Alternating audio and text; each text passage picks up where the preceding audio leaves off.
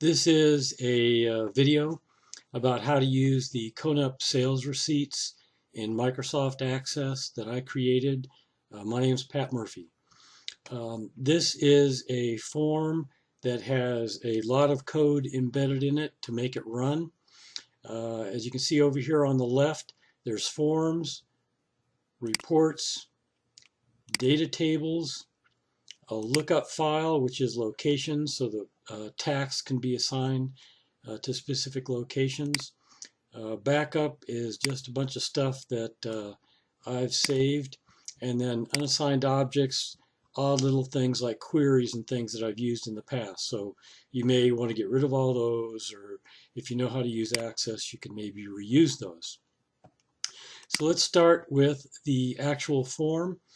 It looks like it can do a lot, but just so you can see, if you get into design view to actually edit this sort of thing, if you go to one of these items, you can see that there's an event procedure over here, and if you actually wanted to get to the code, this is the code that's hiding behind everything.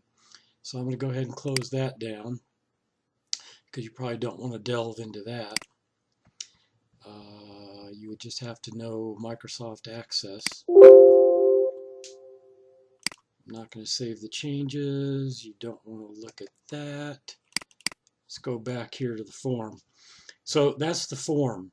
So you would enter location, and this is that lookup. This locations.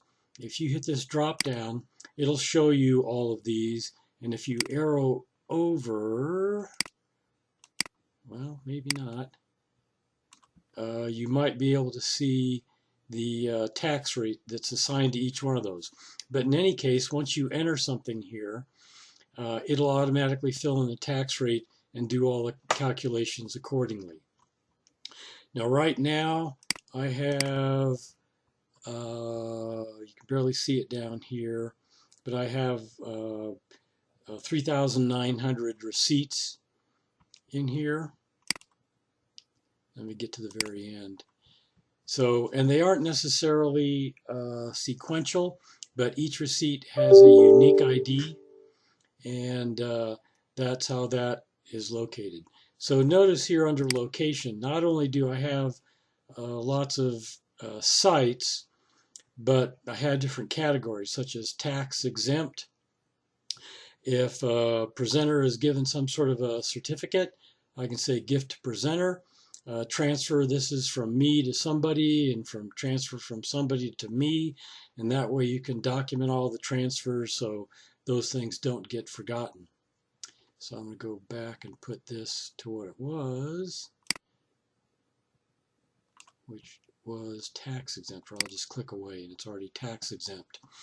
So if you want to create a new receipt, you click this new receipt button. I'll do that just to make a test.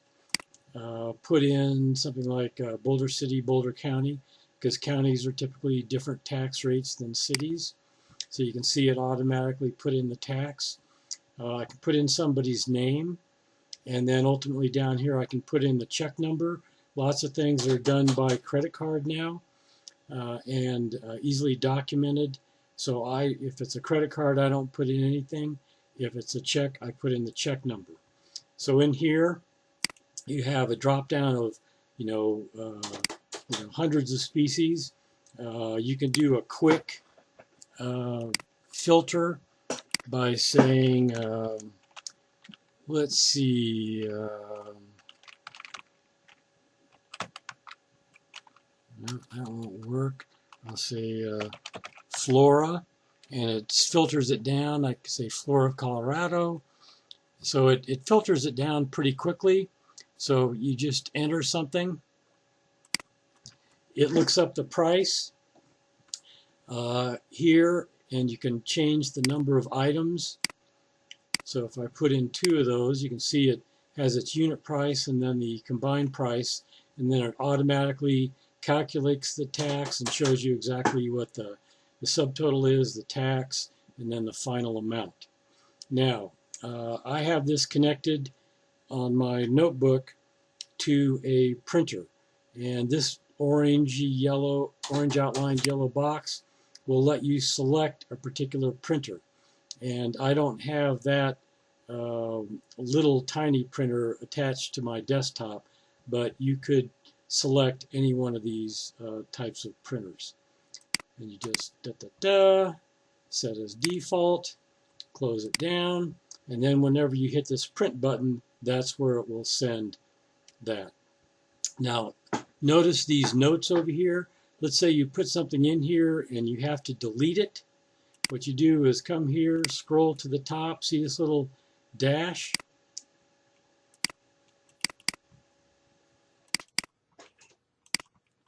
And that will zero everything out, except apparently that. So that'll zero everything out so you can start fresh. So this is a little reminder about that.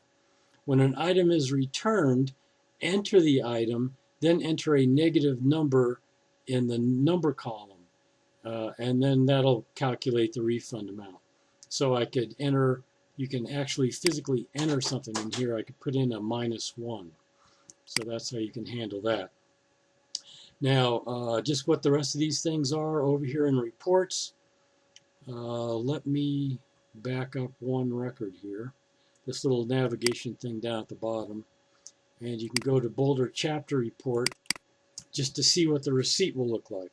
Now, the receipts are set up for a particular printer. And this is set up for the little printer that I use. And it would be very complicated to set them up for a bunch of different printers. That's why if you're not using that same printer, sometimes the easiest thing to do is send it to a PDF and then send that PDF to whatever your printer is. So that's what that report is about. Tables, this is the inventory list and then all the receipts that have ever been collected. So the inventory list. If you want to add a book or subtract a book or change the price tag, here's the price. Not that this gets used much at all, but you can enter author as well. There was a point where we wanted to record postage as well. So each book has a unique ID. That's what this ID is all about. And notice that these all say active.